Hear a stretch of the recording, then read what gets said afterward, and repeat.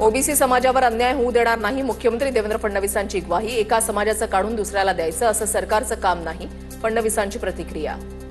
कुठल्या समाजाचं काढायचं दुसऱ्या समाजाला द्यायचं अशा प्रकारची कुठली भूमिका हे सरकार तरी कधीच स्वीकारणार नाही. ओबीसी समाजावर आम्ही कधीच अन्याय केला नाही. भुजबळ, वडेट्टीवार आणि हाकेंचे मोर्चे राजकारण. बबनराव तायवाडे यांचा आरोप. तर ज्यांचे वडील आजोबांच्या नोंदी आहेत त्यांनाच सर्टिफिकेट द्यावं, तायवाडेंची मागणी. उद्देश असा आहे की सर्वांना आपापल्या राजकीय अस्तित्वाची आणि सामाजिक अस्तित्वाची ही लढाई आहे काय, आणि त्या लढाईमध्ये हे सर्व योग्य असतं. त्यांना everything is fair. Uddhav Thackeray नोव्हेंबरच्या पहिल्या आठवड्यामध्ये मराठवाडा दौऱ्यावर. 4 दिवस अनेक गावात अतिवृष्टीग्रस्त शेतकऱ्यांना मदत मिळाली की नाही याची पाहणी करणार. स्थानिक निवडणुकांमध्ये स्वबळावर लढा. शिवसेना पदाधिकाऱ्यांची मागणी. मित्रपक्षांच्या अनेक आमदार आणि जिल्हा प्रमुखांकडून युती धर्म पाळला जात नसल्याची तक्रार.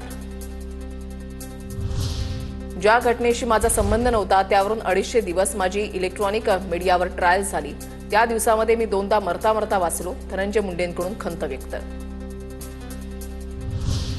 छत्रपती संभाजीनगरमध्ये संजय शिरसाटांनी आंदोलकालाच घरी बोलावून ज्यूस पाजलं. शेतकरी प्रश्नावर एका तरुणानं 9 दिवस केलं होतं उपोषण.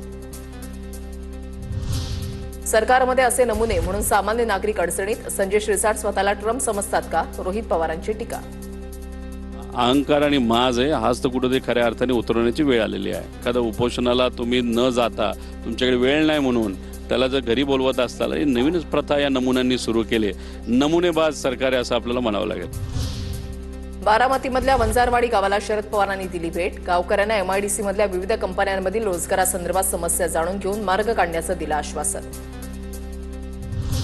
राज्यामध्ये लवकरच 1700 तलाठ्यांची भरती होणार. प्रक्रिया सुरू. महसूल मंत्री चंद्रशेखर बावनकुळेंची माहिती.